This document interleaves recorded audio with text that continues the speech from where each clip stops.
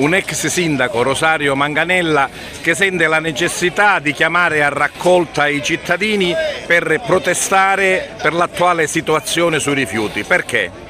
Ma perché ormai siamo arrivati a un fatto che non può essere più taciuto. Siamo in una situazione igienico-sanitaria drammatica per il nostro Paese, il rischio salute è davanti a tutti noi.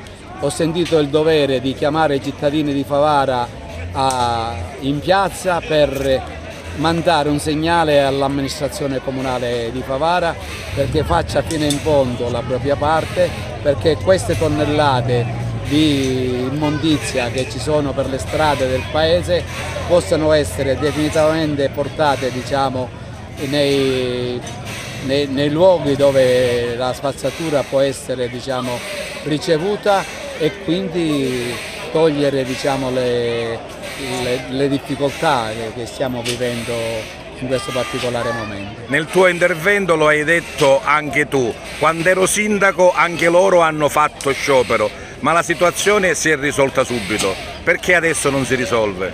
Ma non si risolve perché la situazione, una cosa che ho dimenticato di dire nel mio intervento, è legata profondamente soprattutto all'atto maldestro che hanno fatto all'inizio gli amministratori del comune di Favara quando hanno dichiarato il dissesto finanziario. Tutto parte dal dissesto finanziario.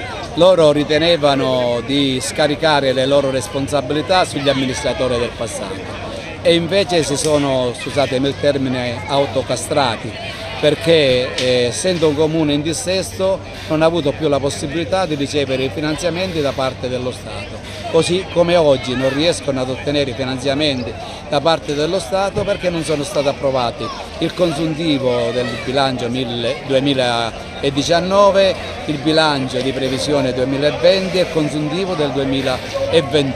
Rosario Manganella ha una soluzione al problema?